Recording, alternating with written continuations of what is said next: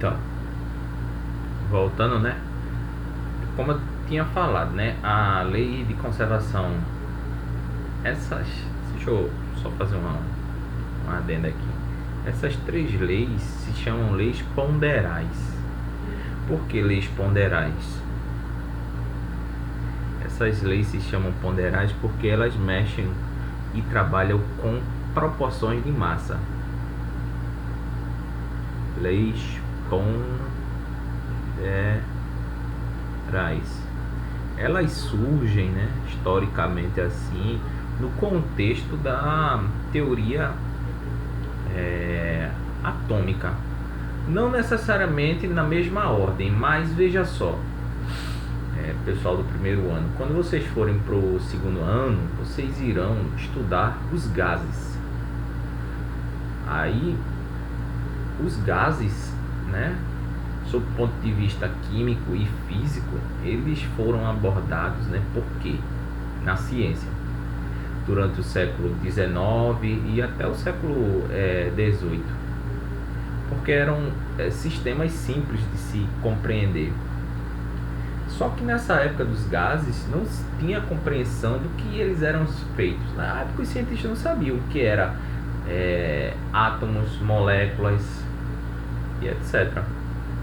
Então essas leis, elas fundamentaram, vamos dizer assim, a abordagem das diversas teorias atômicas que vão surgir ao longo do tempo. Então são três, né, as leis ponderais. São a lei da conservação da matéria, a primeira, que é a lei de Lavoisier, em homenagem a ele. Ela tem o seguinte enunciado: a soma das massas do reagente é igual à soma das massas dos produtos. Aqui a gente sempre vai trabalhar com massas, hein? Lei das proporções definidas, que é a lei de Proust. Lei das proporções múltiplas. A lei de Proust, ela, na realidade, ela trabalha com proporções de massa. A gente vai ver o que é uma proporção de massa. Bem como a lei de Dalton, hein? A lei de Dalton também trabalha com proporções de massa. Vamos então seguir. Veja, a lei de Lavoisier foi desenvolvida por Antoine Lavoisier, né? Ele viveu nesse período aqui, ó, entre 1743 a 1794. Inclusive ele foi decapitado até onde eu sei da sua biografia. Naquele contexto da Revolução Francesa, ele era partidário do rei da França, né? E como o rei da França foi decapitado pelos jacobinos, até onde eu sei, o Lavoisier também teve uma morte. Olha, eu teria que fazer mas eu tenho quase certeza, eu já li em algum canto. Se eu estiver errado, me desculpe, mas eu tenho quase certeza que ele morreu decapitado em função da Revolução Francesa. Mas o que é mais importante é que Lavoisier também ele deu uma contribuição muito grande assim para a química em si. Dizem que ele assim foi um dos pais fundadores da química como nós conhecemos hoje, né? Essa química de reação, porque ele lançou as bases, né, da teoria química acerca das substâncias. Então ele estudou reações químicas, ele estudou o que era um ácido, o que era uma base, ele estudou alguns gases. Lavoisier era um bom experimentalista, né? Então veja só, a lei dele é a lei da conservação das massas, também conhecida como lei da conservação das massas. Então, o que a gente sabe? É o enunciado mais famoso, né, que se tem.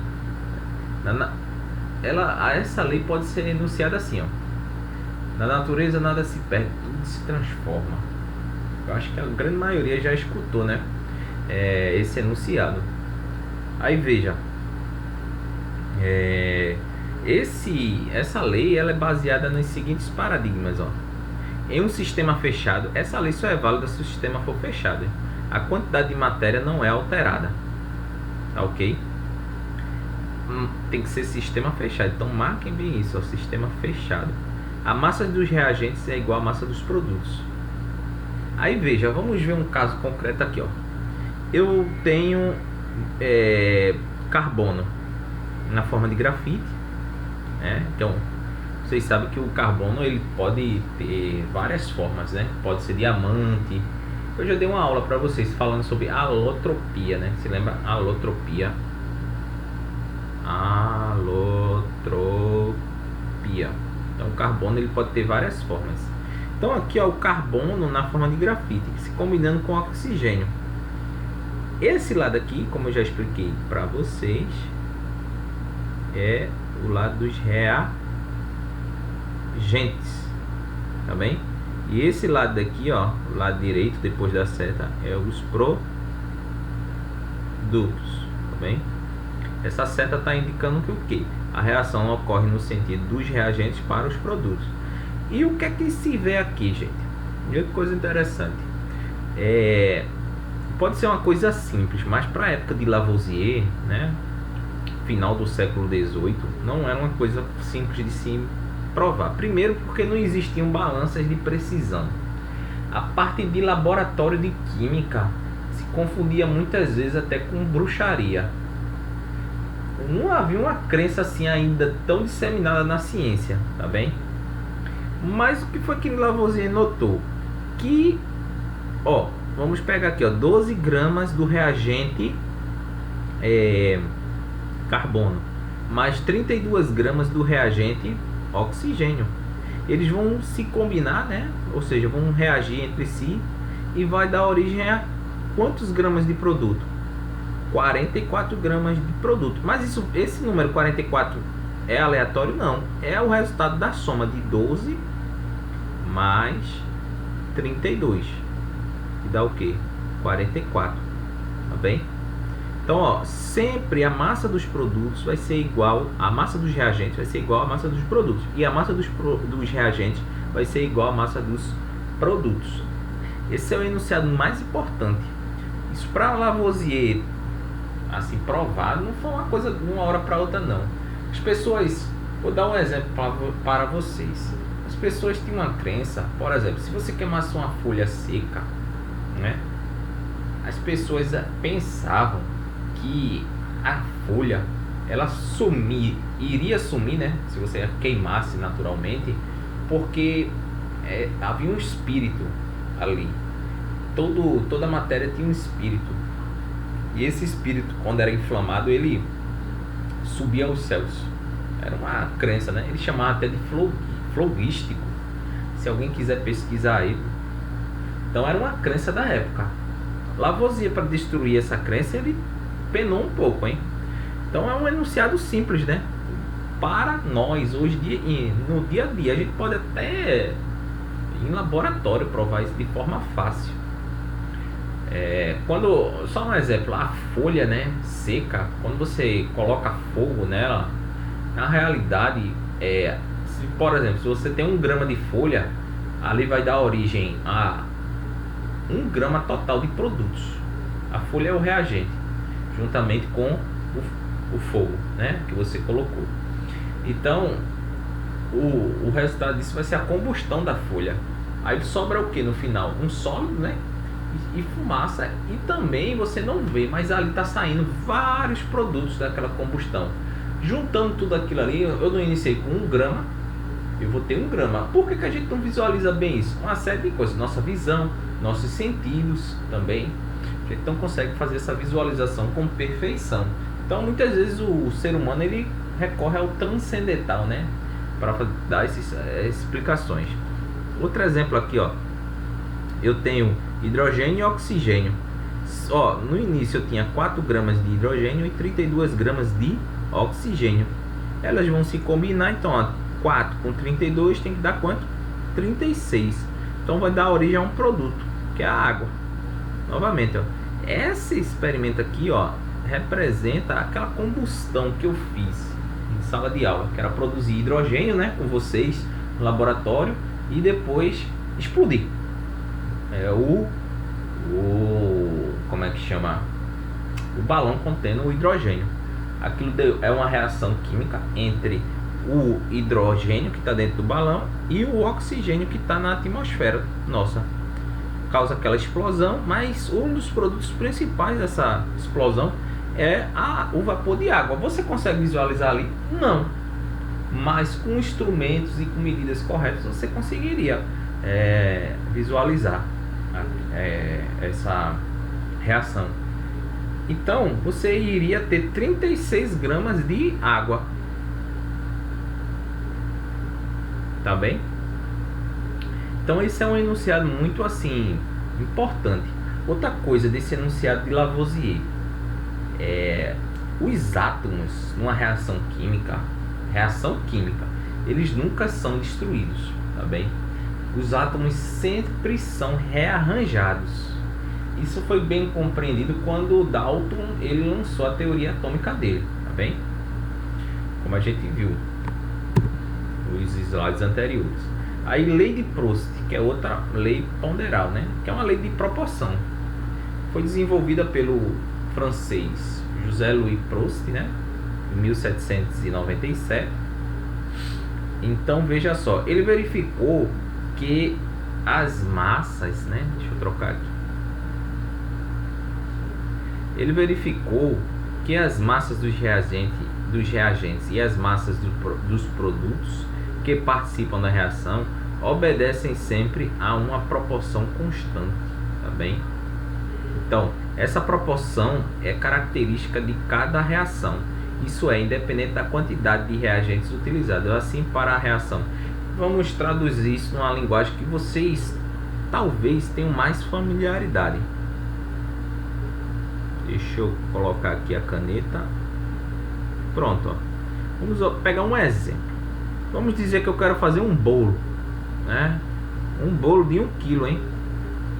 Meu produto final, ó. Produto final é um bolo de 1 kg. Aí vamos dizer que eu utilizo, ó, 500 gramas de farinha, mais 50 gramas de manteiga, mais 100 ml de leite. Tem mais ingredientes o bolo, hein? Tem muito mais ingredientes, mas eu estou colocando assim só para a gente simplificar. Então um bolo de 1 kg, 500 gramas de farinha, 50 gramas de manteiga, e 100 ml de leite, né? Para dar origem a um bolo de 1 kg. Se eu perguntasse a vocês, se eu quisesse fazer um bolo de 2 kg, o que é que eu iria fazer aqui? Modificar em o que? A quantidade, né? A gente iria dobrar, né? Se fosse 2 kg, a gente ia precisar 2 kg de 1000 gramas de farinha. É o dobro, né? O dobro de 500 é 1000, o dobro de 50 é 100 gramas de manteiga e o dobro de 100 seria 200 ml de leite. Vejam que essa proporção também é respeitada pelas reações químicas, tá bem? Foi isso que Proust verificou que as reações químicas elas seguem uma proporção também. Aí vejam vamos relembrar outra coisa aqui que eu sempre, quando dou esse assunto, gosto de relembrar. Veja, deixa eu colocar aqui em azul.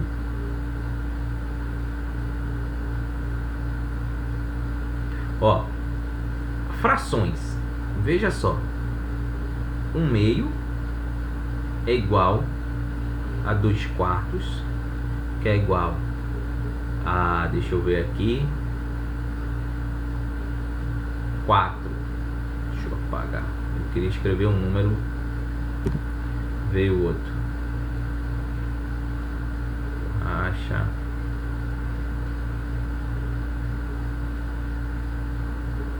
Pronto. Aí o dobro aqui é 4 e aqui é 8. Notem uma coisa, se eu disser assim, ó, um exemplo, hein? Você tem 100 reais. Eu digo, eu quero 1/2 de 100 reais. 1/2 de 100 reais é 50, é isso? Mas se eu disser, ó, eu quero 2/4, né? Deixa eu colocar aqui. Eu quero 2/4 de 100 reais. 2/4 de 100 reais é 50 reais também. Mas se eu digo assim, eu quero 4/8 de 100 reais. 4 oitavos de 100 reais é 50 reais.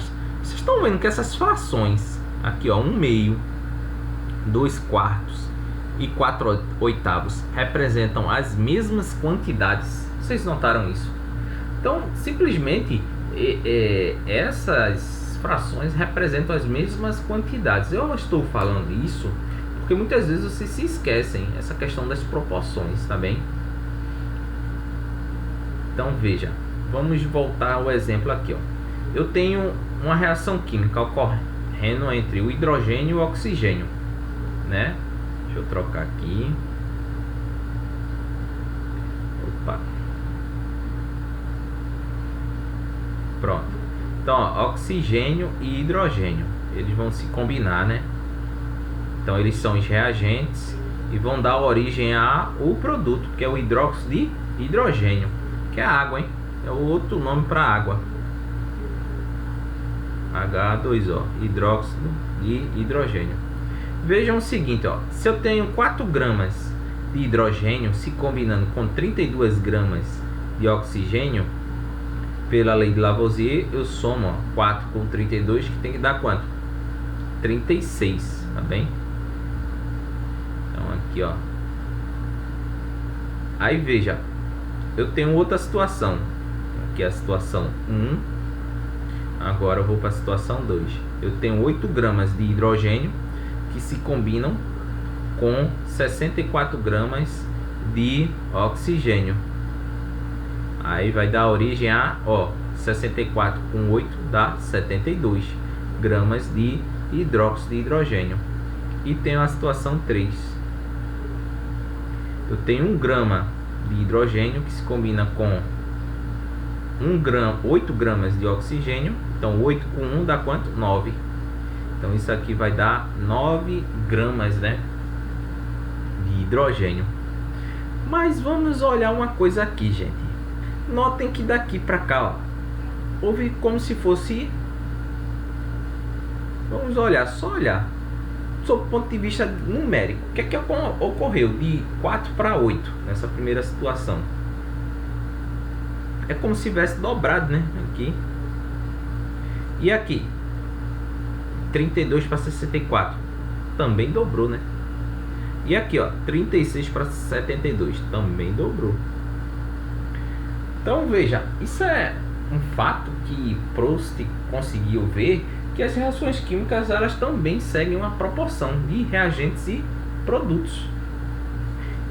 Isso dependendo da quantidade de produto que você queira, né? Mas aqui, ó, vamos lá.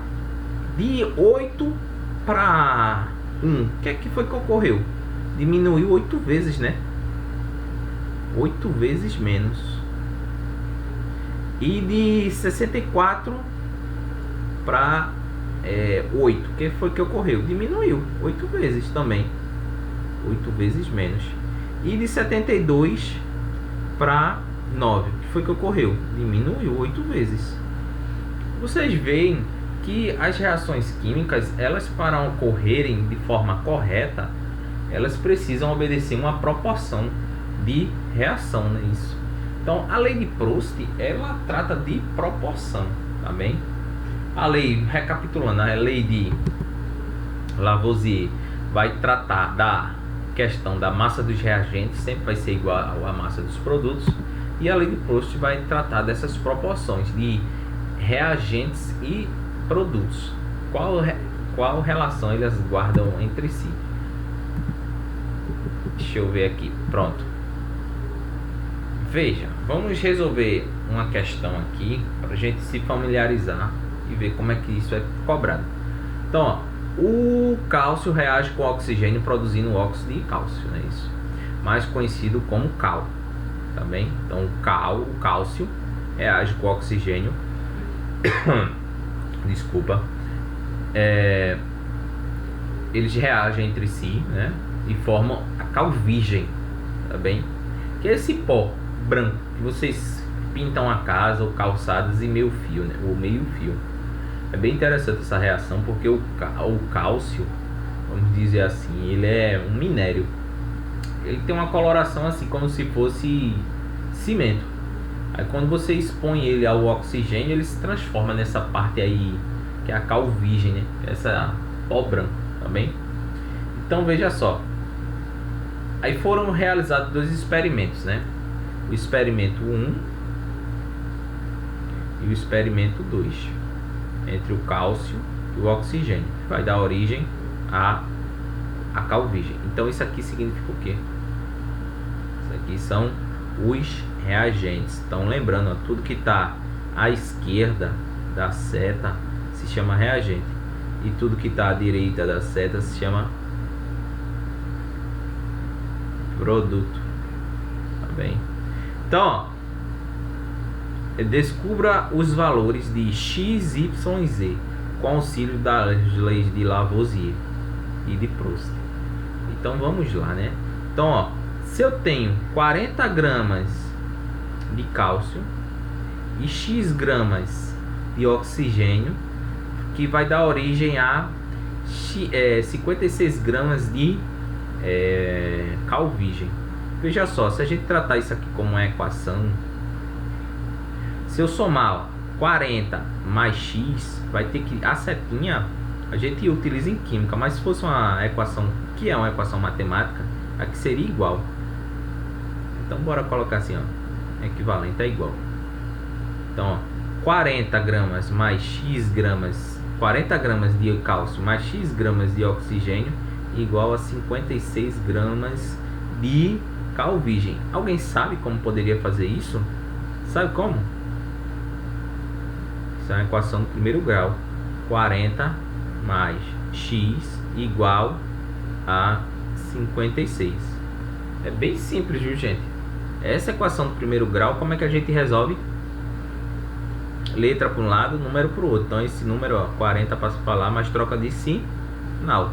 Então 56 menos 40. Isso vai dar quanto?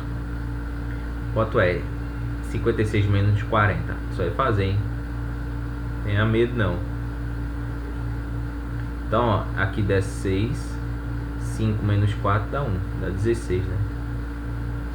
Então aqui, ó, você pode colocar que esse valor aqui equivale a 56. Tá bem? Aí veja, a gente já sabe que esse valor é 56. Ele quer que você agora descubra, né, qual o valor de Y e de Z. Veja bem, repare bem. É a mesma reação. A experiência 1 e a experiência 2. Aqui, para resolver essa situação, descobrir o valor de Y e Z, nós não poderemos utilizar a lei de Lavoisier. Por quê? Veja a situação que a gente chegou. Ó, eu tenho Y mais 32 igual, não é isso? Setinha, se lembra da setinha? Igual a Z. Veja que é uma equação com duas incógnitas também. Então, para resolver essa equação com duas incógnitas, por essa maneira, teríamos que recorrer a artifícios matemáticos, né? Que não é o objeto da aula hoje. Mas a gente pode aplicar a lei de Proust, que é a lei das proporções múltiplas, né? Veja só, de 40, aqui a gente já sabe que é 56. 56 não, 16, né, gente? Eu escrevi o ruim é isso, sem a presença dos alunos para corrigir o professor quando o professor erra, né? Por isso que é muito importante os alunos participarem. Então, ó, 40 mais 16 e 56. Deixa eu escrever isso aqui de uma forma mais...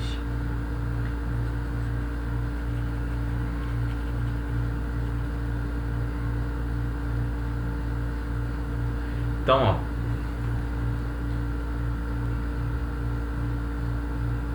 deixa eu pegar agora a caneta. Se eu tenho, ó, primeira situação, 40 mais 16 igual a 56.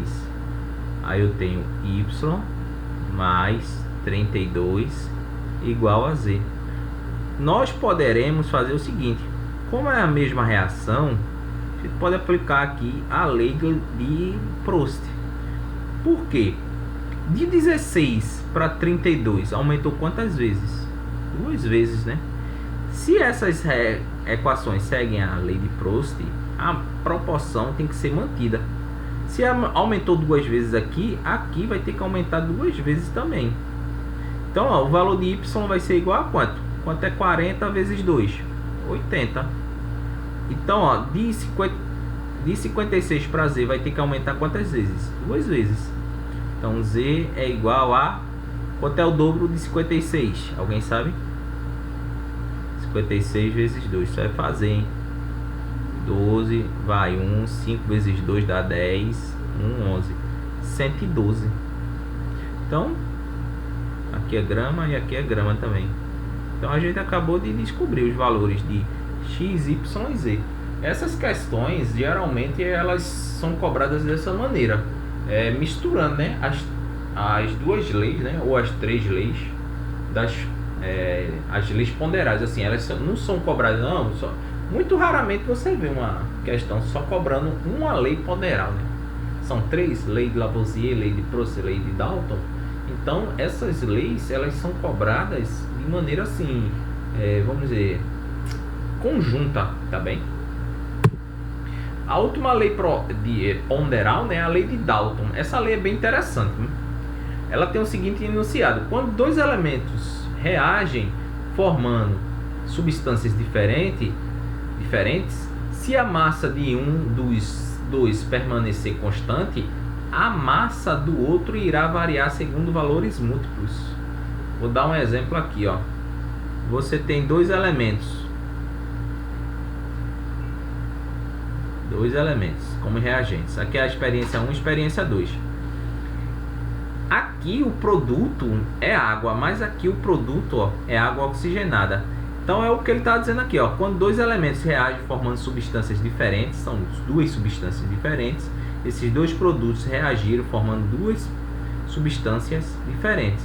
Só que na situação 1, aqui eu utilizei 4 gramas de hidrogênio, aqui eu utilizei 32 gramas, utilizando Lavoisier, né? 4 com 32 dá 36. Aqui, ó, utilizei 4 gramas de hidrogênio mais 64 gramas de oxigênio. Isso deu origem ao que? 4 com 64 dá 68 gramas, tá bem? Então, veja, o que ele está falando aqui? Se a massa de um dos dois permanecer constante, quem foi a massa que permaneceu constante aqui, ó? A massa do hidrogênio foi de 4, ficou em 4, então é constante. A massa do outro irá variar segundo valores múltiplos ou submúltiplos. Múltiplos quer dizer assim, por exemplo, ó, os múltiplos de 10, tá bem? São os números maiores que 10, mas que dividem 10, tá bem? Vamos dizer assim, por exemplo, 1000, sei lá, 100, tá ok? E os submúltiplos são os números menores, tá bem? Que 10, por exemplo, 5 é um submúltiplo de 10. Então veja, irá variar segundo valores múltiplos ou submúltiplos. Aí veja, aqui permaneceu constante, aqui não é 32, vai ter que aparecer um múltiplo de 32 aqui para essa lei ser obedecida. Não poderia aqui surgir qualquer número, não. Teria que ser um múltiplo de 32. No caso aqui, ó, multiplicando 32 por 2 dá 64. Tá bem? Então, essa é a lei de Lavoisier. Então, ó, a proporção aqui, ó. Veja como é que ele calculou isso. Ele pegou, ó, 32 e 64. Não é uma fração? Aí dividiu, ó, o denominador e o numerador por 32. Deu 1 sobre 2. Aí a proporção é 1 para 2. Então vamos lá, fazer mais uma questão aqui. Então, ó, são 3 leis, hein? 3 leis importantíssimas. Lei de Lavoisier, Prost e Dalton. Essas leis são cobradas de forma conjunta. Então vamos lá. Deixa eu trocar aqui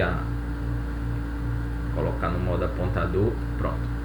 Então, ó, durante uma aula de laboratório, um estudante queimou ao ar diferentes massas iniciais.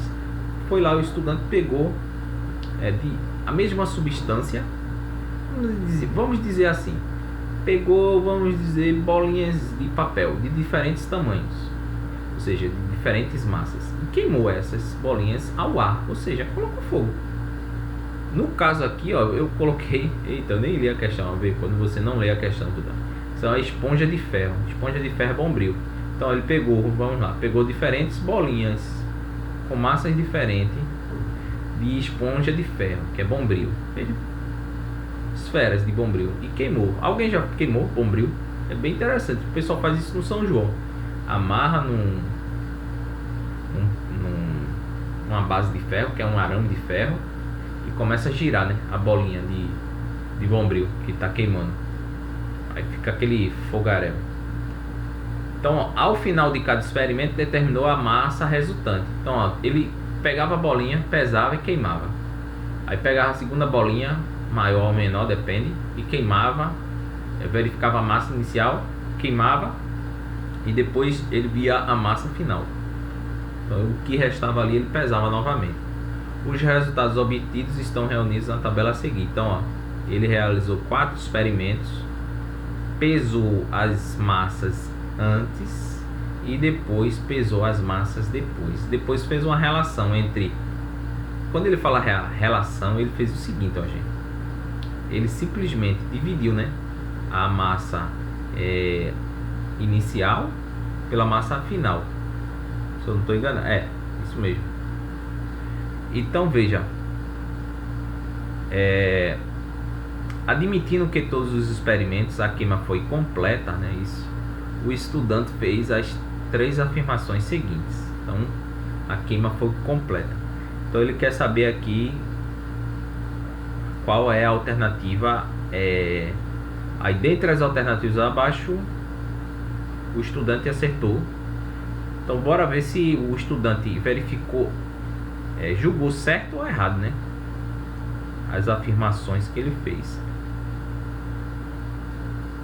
A gente vai ter que julgar essas alternativas aqui, se está certo ou errado. A lei da conservação da massa não foi obedecida, pois a massa final encontrada para o sistema em cada experimento é sempre maior que a massa inicial.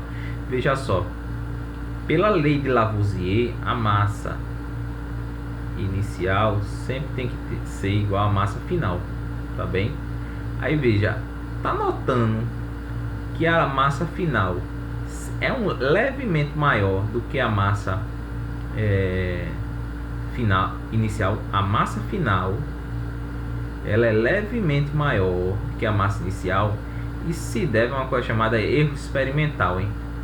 Toda medida tem um erro. Quando você chega numa balança, eu quero pesar 1 grama.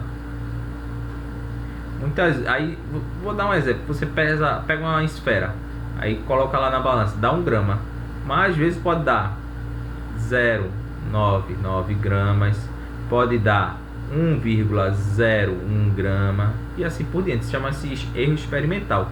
Aí a gente tem que considerar isso. Então a gente tem que ver o seguinte, ó.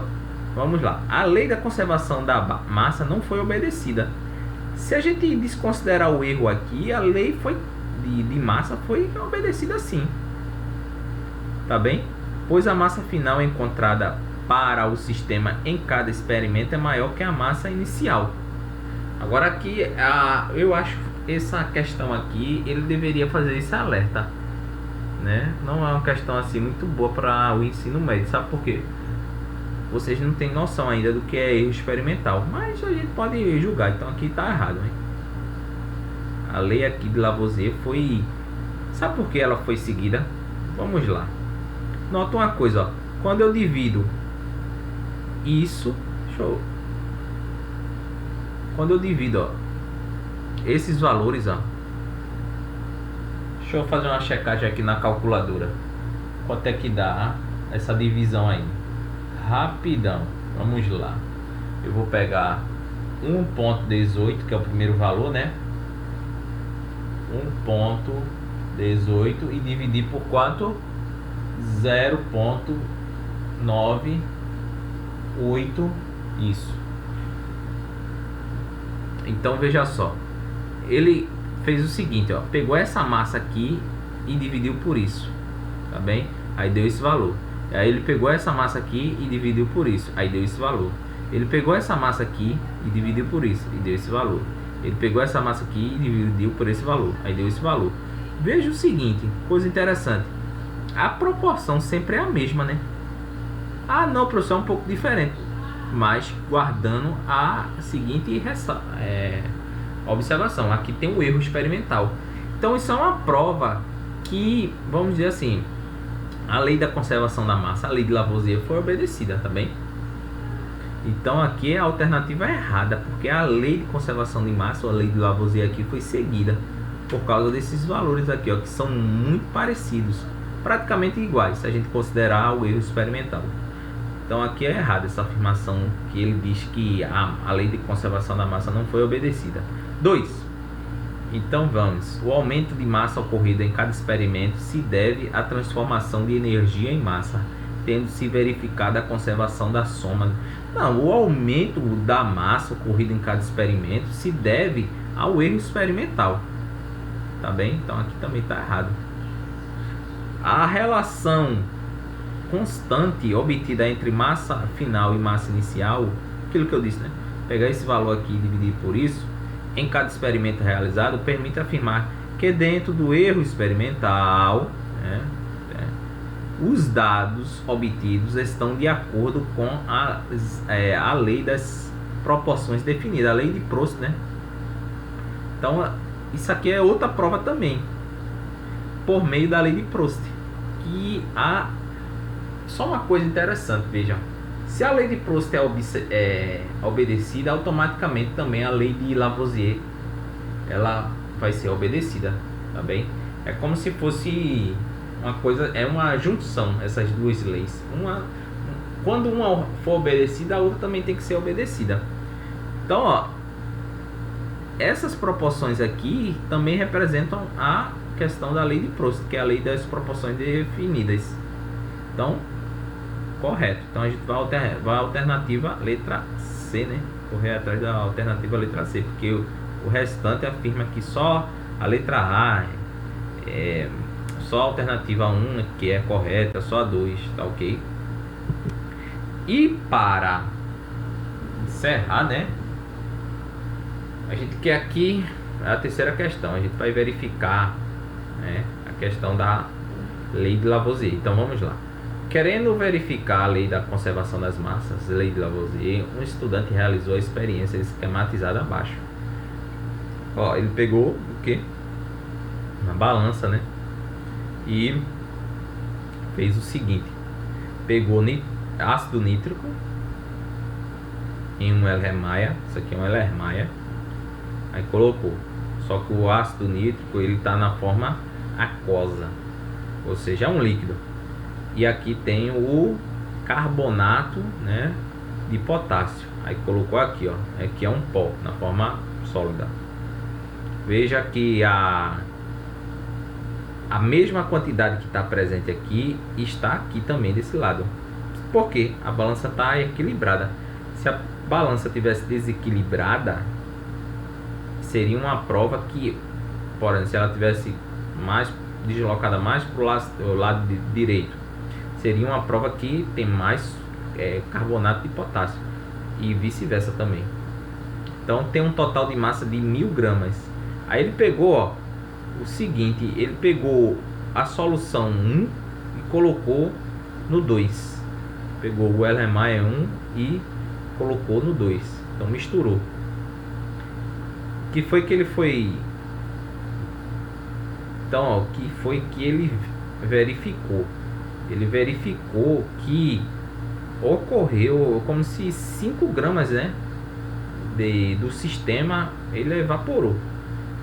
A palavra não evaporou, é como se essas duas substâncias aqui elas reagiram entre si e deve ter formado outro composto, né, que algum desse composto eles como não é um sistema fechado, lembre-se, a lei de Lavoisier só vale para sistemas fechados, hein? Sempre.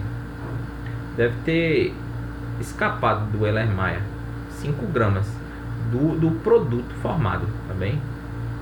Aí, terminando a reação, o estudante verificou que a massa final era menor que a massa inicial. Assinala a alternativa que explica o ocorrido. A lei de Lavoisier só é válida nas condições normais de temperatura e pressão. Não. A lei de Lavoisier só é válida para ambientes fechados. Aqui deveria estar fechado e aqui também está fechado. Bem como aqui. E aqui e aqui. Isso aqui era para estar tudo fechado, para estar válido. A lei de Lavoisier não é válida para reações em solução, não, né? Tem que estar fechado para a lei de Lavoisier ser válida. De acordo com a lei de Lavoisier, a massa dos produtos é igual à massa dos reagentes. Ok. Quando estes se encontram na mesma fase de agregação. O que ele está dizendo é o seguinte, ó. Eu tenho um sólido, aí eu junto com um líquido. Um sólido reage com um líquido. A lei de Lavoisier, lembre-se, ela só é válida, não tem isso não. A única condição para ela ser válida é o ambiente estar fechado. Então também não. Para que se verifique a lei de Lavoisier é necessário que o sistema esteja fechado. Ok. O que não ocorreu na experiência é realizada, né? Então a alternativa é a letra D. Letra E. Houve excesso de um dos reagentes, o que invalida a lei de Lavoisier. Não, né? Isso aqui não tem nada a ver também. Então, letra D. Então, gente, é isso que eu tenho para apresentar a vocês. Então, a gente estudou, né, desde essa primeira aula de modelos atômicos, a gente estudou o modelo grego, né? O modelo aqui é um modelo filosófico, não é baseado em experimentos, é baseado numa lógica filosófica. E vimos aqui, ó, o modelo de Dalton, né? Que Dalton foi um dos primeiros cientistas, realmente. Ele lançou uma teoria e provou por meio de experimentos. E vimos também dentro desse tópico da lei de Dalton, lei de Dalton, da teoria atômica de Dalton, as leis ponderais, né? A lei de Lavoisier, lei de Prost e lei de Dalton, tá bem? As próximas aulas nós iremos ver os modelos atômicos de Thomson, né? O de Rutherford e o modelo de Rutherford e Bohr e o modelo atômico atual, tá bem?